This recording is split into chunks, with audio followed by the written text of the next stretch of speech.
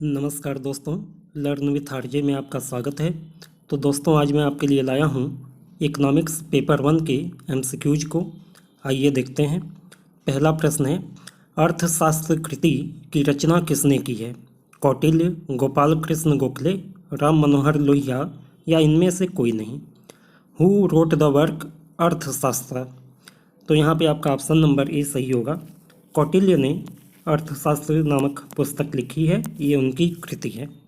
अगला प्रश्न देखिए, गोपाल कृष्ण गोखले का जन्म हुआ था 9 मई 1866 को, 10 जून 1870 को, 15 मई 1960 को या 10 दिसंबर 1820 को?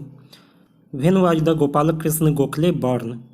तो यहाँ पे आपका ऑप्शन नंबर ए सही होगा। 9 मई 1866, 9 मई 1866 को गोपाल कृष्ण गोखले का जन्म हुआ था।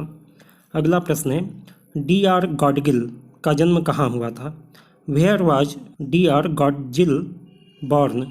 इन नासिक, इन पुणे, इन भोपाल या इन न्यू दिल्ली? नासिक में, पुणे में, भोपाल में या दिल्ली में? तो यहाँ पे आपका ऑप्शन नंबर ए सही होगा। गॉडजिल का जन्म जो है नासिक में हुआ था। अगला प्रश्न देखिए, chief objective of the activity of business is to lose asset, to earn profit, to purchase asset या टू डिक्रीज प्रॉफिट? तो देखो, व्यापार की गतिविधि जो होती है इसका मुख्य ऑब्जेक्टिव होता है प्रॉफिट को अर्न करना, लाभ कमाना। कोई भी व्यवसाय लाभ कमाने के उद्देश्य से ही स्थापित किया जाता है और चलाया जाता है। अगला प्रश्न है, व्यावसायिक अर्थशास्त्र विशेष रूप से संबंधित है उद्योग से, फर्म के सिद्धांत से, अन्य कारखानों से या किसी से नहीं? Business economics is specially related to industries, the principle of firms, other factories या नथिंग? तो यहाँ पे आपका ऑप्शन नंबर बी सही हो जाएगा। बिजनेस इकोनॉमिक्स यानी व्यावसायिक अर्थशास्त्र में हम फर्म के सिद्धांतों का अध्ययन करते हैं। यह पूर्णतः फर्म के सिद्धांत से संबंधित है। अब फर्म में आपका उद्योग भी आ सकता है, कारखाना भी आ सकता है। अगला प्रश्न है, अपेक्षित उद्देश्यों की प्राप्ति हेतु उपलब्ध साधनों का सर्वोत्तम ढंग से उपयोग किया जाना ही विज्ञान है, भौतिक विज्ञान है, आदर्श विज्ञान है या कला है? Use of the available resources in the best possible manner to achieve desired objective is science, physics, ideal science या आर्ट? तो देखो, उपलब्ध साधनों का सर्वोत्तम ढंग से उपयोग किया जाना एक कला है, ठीक है ना, एक आर्ट है। ऑप्शन नंबर डी आपका सही हो जाएगा। अगला प्रश्न है, व्यावसायिक अर्थशास्त्र सही निर्णय लेने का आदर्श विज्ञान है, भौतिक विज्ञान है या कला है? In taking proper decision business economics functions as an ideal science, physics और साइंस या एन आर्ट? तो देखो, यहाँ पे आपका ऑप्शन नंबर सी सही होगा कि प्रॉपर डिसीजन लेने के लिए अर्थशास्त्र जो है एक विज्ञान है। ये आइडियल साइंस तो हो ही नहीं सकता, आदर्श विज्ञान हो ही नहीं सकता, क्योंकि आदर्श विज्ञान में नियम सख्त होते हैं, पक्के होते हैं कि यदि हाइड्रोजन में ऑक्सीजन को मिलाया जाएगा तो H2O यानी वाटर बनेगा। ये किसी भी दशा में पॉसिबल होगा। लेकिन अर्थशास्त्र के नियम इतने पक्के नहीं होते हैं, लेकिन काफ़ी हद तक इसमें विज्ञान का गुण पाया जाता है। ऑप्शन नंबर सी आपका सही हो जाएगा। अगला प्रश्न देखिए, लागत उत्पादन विक्रय के आधार पर भविष्य में अनुमान लगाकर बनाई जाती हैं। योजनाएं, आदर्श, विविधताएं या भवन? These are made on the basis of forecast based on cost, production and sales, plan, ideals, diversities या बिल्डिंग? तो यहाँ पे आपका ऑप्शन नंबर ए सही होगा। इन सारे डेटाज को यूज करके हम प्लान बनाते हैं, योजनाएं बनाते हैं। अगला प्रश्न है, योजना के कार्यान्वयन में विभिन्न विभागों में आवश्यक है। For the implementation of plan it is essential between the various departments, coordination, division, assimilation या मॉडर्नाइजेशन? समन्वय, बंटवारा, एकत्रीकरण या आधुनिकीकरण? तो देखो, जब किसी योजना का कार्यान्वयन करना है तो विभिन्न विभागों में समन्वय तो जरूरी है ही है, कोऑर्डिनेशन तो जरूरी है, लेकिन सबसे पहले तो आपको काम बांटना पड़ेगा ना।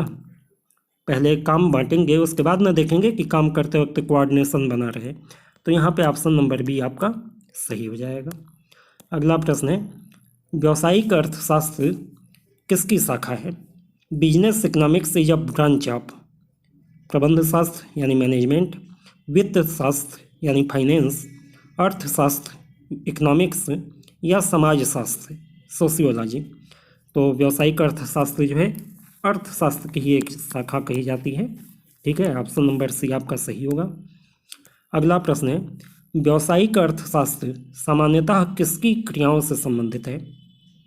Business economics is mainly related to the activity of उद्योग, फर्म, अर्थव्यवस्था या इनमें से कोई नहीं, इंडस्ट्री, फर्म, इकोनॉमी या नन ऑफ दीज। तो यहाँ पे आपका ऑप्शन नंबर बी सही होगा। ये फर्म की एक्टिविटी से मेनली रिलेटेड होती है। बिजनेस इकोनॉमिक्स फर्म की एक्टिविटी से मेनली रिलेटेड होता है। अब फर्म में इंडस्ट्री भी आ जाती है, बिजनेस भी आ जाता है, कारखाने भी आ जाते हैं, इकनॉमी नहीं आएगी। इकनॉमी अलग चीज़ हो जाती है। इकनॉमी मैक्रो इकोनॉमिक्स का पार्ट हो जाता है। अगला प्रश्न देखिए, फर्म का मुख्य उद्देश्य क्या है? What is the prime objective of firm is? लाभों को अधिकतम करना, उत्पादन अधिकतम करना, लागत को कम से कम करना या इनमें से कोई नहीं, profit maximization, production maximization, cost maximization या नन ऑफ दीज। तो देखो, किसी भी फर्म का मुख्य उद्देश्य यही होता है कि लाभों को अधिकतम किया जाए। ठीक है, प्रॉफिट मैक्सिमाइजेशन ही सबसे प्रमुख ऑब्जेक्टिव है। अब ये प्रॉफिट मैक्सिमाइजेशन करने के लिए आप उत्पादन को अधिक से अधिक करिए, कोई बात नहीं है, ये एक तरीका हो सकता है। लागत को कम से कम करिए, ये भी एक तरीका हो सकता है, लेकिन मेन ऑब्जेक्टिव तो है लाभ को अधिकतम करना। अगला प्रश्न है, व्यावसायिक अर्थशास्त्र की शाखा है। Business economics is a branch of following, परंपरागत अर्थशास्त्र, विज्ञान, कला या भौतिक विज्ञान, ट्रेडिशनल इकोनॉमिक्स, साइंस, आर्ट या फिजिक्स। तो देखो, व्यावसायिक अर्थशास्त्र जो है परंपरागत अर्थशास्त्र यानी ट्रेडिशनल इकोनॉमिक्स का एक ब्रांच होता है। ऑप्शन नंबर ए आपका सही हो जाएगा। अगला प्रश्न है, मांग वस्तु को प्राप्त करने की वह इच्छा है जिसमें खरीदने हेतु साधन हो, धैर्य हो, इच्छा हो या तैयारी हो। Demand is that desire of acquiring a product in which there is a resources to buy it, there is a patience, there is the willingness to buy it या फिर देयर इज रेडीनेस। तो आपका option number A यहाँ पे सही होगा, साधन होना जरूरी है। There is a resource to buy it. इच्छा की बात तो यहाँ पे कर ही दिया, मांग एक तरीके की इच्छा होती है, तो इच्छा की बात तो क्वेश्चन में ही कर दिया। अब वो इच्छा होने के साथ साथ इच्छा को पूरा करने का साधन होना भी जरूरी होगा, तब जाकर मांग को मांग कहा जाएगा। ठीक है, इच्छा होना अपनी जगह ठीक है, लेकिन इच्छा के साथ जब आपके पास साधन भी हो जाता है, आप खरीदने के लिए सक्षम हो जाते हैं, तो वो मांग बन जाता है। अगला प्रश्न है, मूल्य मांग वस्तु की उन मात्राओं को बताती है जो एक उपभोक्ता विभिन्न मूल्यों पर खरीदने को तैयार है, बेचने को तैयार हो, पुनः क्रय करे या पुनः विक्रय करे। Price demand shows the quantities of goods that a consumer at various price is ready to purchase, is ready to sell, to repurchase, to resell। तो यहाँ पे देखो, यहाँ पे ऑप्शन नंबर ए आपका सही होगा। प्राइस डिमांड उस क्वांटिटी को दर्शाता है जो अलग अलग प्राइस पे कस्टमर खरीदने के लिए तैयार है। ऑप्शन नंबर ए आपका सही हो जाएगा। ठीक है, अगला प्रश्न देखिए, विलास की वस्तुओं को कहते हैं। लग्जरी गुड्स आर कॉल्ड, मध्यम श्रेणी की वस्तुएं, मीडियम कैटेगरी गुड्स, निम्न श्रेणी की वस्तुएं, लो कैटेगरी गुड्स, उत्तम श्रेणी की वस्तुएं, सुपीरियर कैटेगरी गुड्स या निकृष्ट वस्तुएं, गिफिन और इन्फीरियर गुड्स। तो देखो, विलासता की जो वस्तुएं होती हैं, लग्जरी आइटम जो होते हैं, उन्हें सुपीरियर कैटेगरी में रखा जाता है। सुपीरियर कैटेगरी का गुड्स इनको माना जाता है। ऑप्शन नंबर सी आपका सही हो जाएगा। अगला प्रश्न है, एक हीन वस्तु वह है जिसकी मांग बढ़ती है जब अन्य चीज़ें समान रहने पर, जब उसकी कीमत बढ़ती है, उपभोक्ता की आय बढ़ती है, उसकी स्थानापन्न वस्तु की कीमत घटती है या इनमें से कोई नहीं। A given goods is one whose demand increases, other things remaining the same when its price increases, consumers income increases, price of its superior substitute decreases, या नन ऑफ दीज। तो देखो, ऐसी वस्तुएं जिनकी कीमत बढ़ने पर उनकी डिमांड बढ़ जाती है, ऐसी वस्तुओं को हम गिफन गुड्स कहते हैं। जनरली क्या होता है, डिमांड का नियम है कि किसी चीज़ की कीमत बढ़ती है तो उसकी डिमांड कम होती है, लेकिन गिफन वस्तुएं ऐसी वस्तुएं होती हैं जिनके साथ इसका ठीक उल्टा नियम लागू होता है। जब उसकी कीमत बढ़ती है तो उसकी डिमांड भी बढ़ती है। जब वो सस्ती रहती हैं तो लोगों को लगता है कि अरे ये तो इन्फीरियर क्वालिटी का आइटम है, लेकिन जब उसकी कीमत बढ़ने लगती है तो लोगों को कीमत ज़्यादा देखकर लगता है कि हाँ भाई ये आइटम भी अच्छा है, और वो उससे खरीदने लगते हैं। तो ऐसी वस्तुओं को गिफन वस्तुएं कहा जाता है। अगला प्रश्न है, जो वस्तुएं एक दूसरे के स्थान पर प्रयोग की जाती हैं उनको कहते हैं प्रतिस्थापन वस्तुएं, पूरक वस्तुएं, सहयोगी वस्तुएं, या आरी वस्तुएं। Goods which are used in place of one another are called substitute, complementary, accomplice, या क्रॉस। तो देखो, ऐसे आइटम जो एक दूसरे के स्थान पे यूज हो जाते हैं वो सब्स्टिट्यूट कहे जाते हैं, प्रतिस्थापन या स्थानापन्न वस्तुएं कही जाती हैं। ऑप्शन नंबर ए आपका सही हो जाएगा। इसका बहुत अच्छा एग्जाम्पल है चाय और कॉफ़ी। ठीक है, चाय की जगह लोग कॉफ़ी भी पी लेते हैं, कॉफ़ी की जगह चाय भी पी लेते हैं। यदि चाय की कीमत बढ़ी, लोग कॉफ़ी पीना ज़्यादा चालू कर देंगे। कॉफ़ी की कीमत महंगी हो गई तो लोग चाय की ओर ट्रांसफ़र हो जाएंगे। ठीक है, तो ये सब्स्टिट्यूट होता है। अगला प्रश्न है, जब दो वस्तुएं संयुक्त उद्देश्य की पूर्ति करें तो वह कही जाती हैं पूरक वस्तु, संयुक्त मांग, अकेली मांग, या विविध मांग। When two goods fulfill the joint objective या joint desire then it is a case of complementary goods, joint demand, individual demand, या मिसलेनियस डिमांड। तो देखो यहाँ पे ये वस्तुओं की बात यदि पूछता तो हम कहते कम्प्लीमेंट्री गुड्स, ये पूरक वस्तुएं होती हैं, जैसे ब्रेड के साथ मक्खन। ठीक है ना, लेकिन यहाँ पे पूछा है संयुक्त उद्देश्य की पूर्ति करे तो वो क्या होगी, तो ये संयुक्त मांग यहाँ पे आपका सही ऑप्शन हो जाएगा। ठीक है, जब दो उद्देश्य की या संयुक्त रूप से उद्देश्यों की पूर्ति दो वस्तुएं करती हैं तो उसे संयुक्त मांग कहा जाता है। यानी ब्रेड की मांग होगी तो मक्खन की भी डिमांड होगी ही, ये संयुक्त डिमांड है। अगला प्रश्न देखिए, मांग का लोच का कथन है the statement of elasticity of demand is परिमाणात्मक, क्वांटिटेटिव, गुणात्मक, क्वालिटेटिव, बोथ दोनों, या नन ऑफ दीज। तो देखो, इलास्टिसिटी ऑफ डिमांड यानी मांग की लोच को कभी भी नंबर में बताया जाता है। ठीक है ना, 1, लेस देन 1, मोर देन 1, तो ये परिमाणात्मक कथन हो गया, क्वांटिटेटिव हो गया। ठीक है, ऑप्शन नंबर ए आपका सही हो जाएगा। अगला प्रश्न है, मांग की लोच प्रभावित होती है वस्तु के मूल्य द्वारा, वस्तु की प्रकृति द्वारा, क्रेता के समूह द्वारा, या उपरोक्त सभी के द्वारा। यहाँ पे इंग्लिश में देख लो, elasticity of demand is affected by price of commodity, nature of commodity, customer groups, या ऑल ऑफ द अबव। देखो, तो डिमांड की इलास्टिसिटी पे ये सभी फैक्टर प्रभाव डालते हैं, इसलिए ऑप्शन नंबर डी आपका सही हो जाएगा। ठीक है, मांग की लोच वस्तु की प्रकृति, वस्तु के मूल्य, क्रेता समूह के स्वभाव या उसकी क्रियाओं सभी से प्रभावित होता है। ऑप्शन नंबर डी आपका सही होगा। अगला प्रश्न देखिए, निम्न में से सर्वाधिक बेलोचदार मांग किसकी है? सिगरेट, आइसक्रीम, नमक, या साबुन।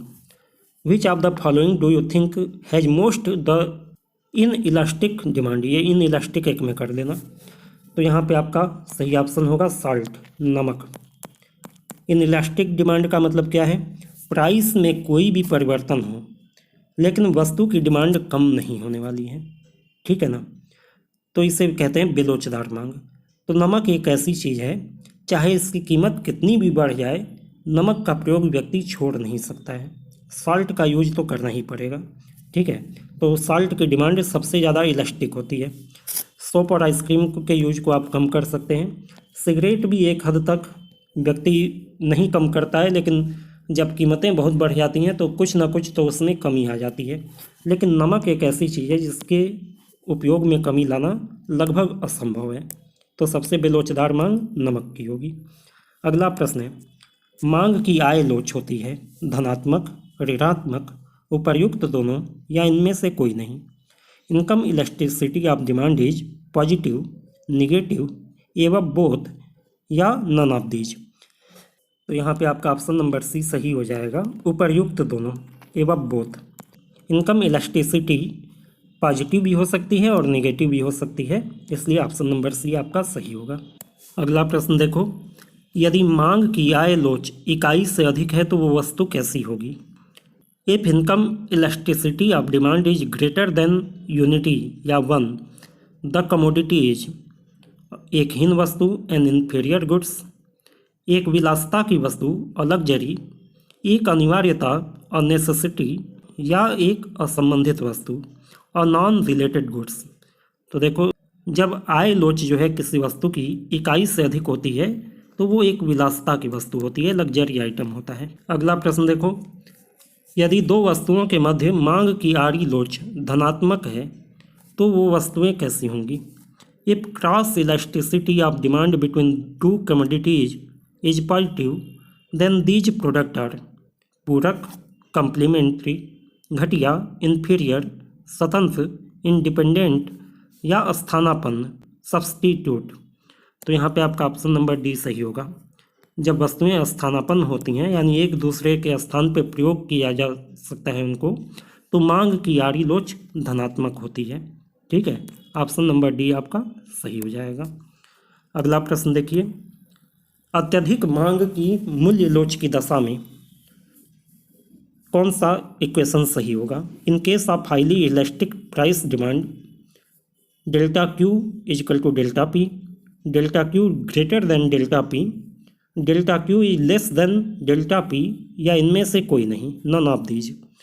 तो देखो, मांग की मूल्य लोच अत्यधिक होने का मतलब क्या है कि क्वांटिटी प्राइस के तुलना में ज़्यादा परिवर्तित हो रही है। यानी किसी का इनकम यदि 5 रुपये बढ़ा और उसने अपने खर्चे को 8 रुपये बढ़ा दिया या 6 रुपये बढ़ा दिया, यानी इस 5 रुपये से ज़्यादा बढ़ा दिया, तो ऐसे केस में मांग की मूल्य लोच क्या होगी, 1 से ज़्यादा हो जाएगी या अधिक हो जाएगी। ठीक है, तो यहाँ पे आपका क्वांटिटी ज़्यादा हो रहा है, चेंज इन क्वांटिटी ज़्यादा हो रहा है और चेंज इन प्राइस या चेंज इन इनकम जो है कम हो रहा है। तो यहाँ पे आपका ऑप्शन नंबर बी सही हो जाएगा। ठीक है, अगला प्रश्न देखिए, मूल बिंदु से गुजरने वाली सरल रेखा से संबंध मूल्य लोच होगी। इकाई लोच, बेलोचदार, लोचदार या इनमें से कोई नहीं। The price elasticity associated with a straight line curve passing through the origin will be unit elastic, in elastic, elastic या नन ऑफ दीज। तो देखो, जब प्राइस इलास्टिसिटी यूनिट इलास्टिक होती है यानी इकाई लोच होती है, तो ऐसे केस में जो कर्व बनता है वो मूल बिंदु से गुजरता है। ठीक है, ऑप्शन नंबर ए आपका सही हो जाएगा। अगला प्रश्न है, वस्तु के मूल्य में 80% गिरावट से मांग की मात्रा में 100% की वृद्धि होती है तो मांग की लोच कैसी होगी। 80% fall in the price of a commodity lead to the 100% increase in demand, the elasticity will be. तो देखो, यहाँ पे फार्मूला होता है change in quantity upon change in price. तो क्वांटिटी में कितना चेंज हुआ, 100%, और हमारी प्राइस में कितना चेंज हुआ, 80%, यानी इलास्टिसिटी यहाँ पे कितनी हुई, 1.25। ऑप्शन नंबर ए आपका सही हो जाएगा, 1.25। अगला प्रश्न है, मांग की मूल्य लोच की गणना किस आधार पे की जा सकती है। Price elasticity of demand can be calculated by delta Q upon delta P multiplied by P upon Q, delta P upon delta Q multiplied by P upon Q, delta P upon delta Q multiplied by Q upon P, या delta P upon delta Q. तो यहाँ पे आपका option number A सही हो जाएगा। मांग की मूल्य लोच को मापने का जो फार्मूला है वो है delta Q upon delta P multiplied by P upon Q. यहाँ पे P प्राइस को दिखाता है, Q क्वांटिटी को दिखाता है, और यहाँ पे delta Q change in quantity दिखाता है और delta P change in price को दिखाता है। तो इस फार्मूले के आधार पे प्राइस इलास्टिसिटी को कैलकुलेट किया जाता है। ऑप्शन नंबर ए आपका यहाँ पे सही हो जाएगा। अगला प्रश्न देखिए, यदि किसी वस्तु की मांग में परिवर्तन उसके मूल्य परिवर्तन के अनुपात में होता है तो ये होती है इकाई लोच, इकाई से कम लोच, पूर्णतया लोचदार या पूर्णतया बेलोचदार। If the change in the demand of the commodity is proportionate to the change in the price then unit elasticity, less than unit elasticity, perfectly elasticity या परफेक्टली इन इलास्टिक। तो जब इकाई लोच होती है मांग की तो उस समय मांग में परिवर्तन और मूल्य में परिवर्तन अनुपातिक रूप से होता है। ऑप्शन नंबर ए आपका सही होगा। यानी क्वांटिटी यदि 10% बढ़ी, डिमांड यदि 10% बढ़ रही है तो प्राइस 10% लेस हो रहा है, इसे कहते हैं अनुपातिक परिवर्तन। ठीक है, तो ये होता है जब इकाई लोच होती है। अगला प्रश्न देखिए, एक सीधी प्रवृत्ति रेखा खींची जा सकती है समीकरण द्वारा। The straight line trend can be fitted by the equation y equal to A plus B upon X, Y equal to A upon B X, Y equal to A plus B X या Y equal to A B multiplied by X. तो प्रवृत्ति रेखा को बनाने का जो formula है वो है Y equal to A plus B X. जब इस फार्मूले के आधार पे कोई प्रवृत्ति रेखा खींची जाती है तो वो एकदम सीधी बनती है। अगला प्रश्न है, यदि सिग्मा एक्स इजिकल टू 0 तो ए का मान ज्ञात कर सकते हैं। When sigma X is 0 then value of A can be derived by A equal to sigma Y upon sigma X square, A equal to sigma Y upon sigma X Y, A equal to sigma Y upon N या इनमें से कोई नहीं। तो यहाँ पे आपका option number C सही हो जाएगा, A equal to sigma Y upon N. इससे जो है हम ए का मान ज्ञात कर पाएंगे। अगला प्रश्न देखिए, सामूहिक राय विधि को जाना जाता है। Collection opinion method is known as जनगणना विधि, सेंसस मेथड, विक्रयकर्ता की राय विधि, सेल्स फोर्स ओपिनियन मेथड, विशेषज्ञ राय विधि, एक्सपर्ट ओपिनियन मेथड या टेस्ट विपणन मेथड, टेस्ट मार्केटिंग मेथड। तो जब सामूहिक राय के आधार पर कोई पूर्वानुमान लगाया जाता है तो इसे कहते हैं विशेषज्ञ की राय विधि। ऑप्शन नंबर सी आपका सही हो जाएगा। कई विशेषज्ञों को बैठाया जाता है, उनसे बातचीत की जाती है, उनकी राय ली जाती है और उन सबकी राय के आधार पर पूर्वानुमान को फाइनल किया जाता है। अगला प्रश्न है, नए उत्पाद के विक्रय के लिए पूर्वानुमान के लिए किस विधि का प्रयोग होगा? For forecasting sales of a new product which method is used in? विशेषज्ञ राय विधि, एक्सपर्ट ओपिनियन मेथड, सर्वेक्षण विधि, सर्वे मेथड, टेस्ट विपणन विधि, टेस्ट मार्केटिंग मेथड या उपर्युक्त में से कोई नहीं, नन ऑफ द अबव। तो देखो, जब नया उत्पाद का विक्रय का पूर्वानुमान करना होता है तो जब एकदम प्रोडक्ट नया है तो उसमें विशेषज्ञ भी कोई राय नहीं दे पाते हैं। सर्वेक्षण यानी कि दुकानदार या ग्राहक भी कोई स्पष्ट राय नहीं दे पाते हैं, तो वहाँ पे टेस्ट मार्केटिंग का मेथड अपनाया जाता है। टेस्ट मार्केटिंग में क्या होता है कि प्रोडक्ट को किसी छोटे से एरिया में लॉन्च किया जाता है और वहाँ पे देखा जाता है कि कस्टमर का ओरिएंटेशन क्या है, कस्टमर का मतलब किस तरीके से व्यवहार कर रहा है कस्टमर, और उसके आधार पे विक्रय का पूर्वानुमान लगा लिया जाता है। तो यहाँ पे ऑप्शन नंबर सी आपका सही हो जाएगा। नए उत्पाद के लिए टेस्ट मार्केटिंग मेथड को अपनाया जाता है। नए उत्पाद के पूर्वानुमान के लिए टेस्ट मार्केटिंग मेथड को अपनाया जाता है। अगला प्रश्न है, न्यूनतम वर्ग रीति के अंतर्गत प्रवृत्ति रेखा कहलाती है। In list square method the trend line is called line of control, line of magnitude, line of best fit या इनमें से कोई नहीं। तो यहाँ पे आपका ऑप्शन नंबर सी सही होगा। ट्रेंड लाइन को लाइन ऑफ बेस्ट फिट कहा जाता है जब लिस्ट स्क्वायर मेथड के अंतर्गत इसे ड्रा किया जाता है। अगला प्रश्न है, मांग पूर्वानुमान का आशय है डिमांड फोरकास्टिंग मीन इज भविष्य की बिक्री का विश्लेषण, वर्तमान की बिक्री का विश्लेषण, भूतकाल की बिक्री का विश्लेषण या उपरोक्त में से कोई नहीं। Analysis of future sales, analysis of present sales, analysis of past sales या नन ऑफ दीज। तो मांग पूर्वानुमान कभी भी जो है भविष्य की बिक्री का अनुमान लगाने के लिए किया जाता है, भविष्य की बिक्री का विश्लेषण करने के लिए किया जाता है। ऑप्शन नंबर ए आपका सही हो जाएगा। तो पहले पार्ट में इतना ही।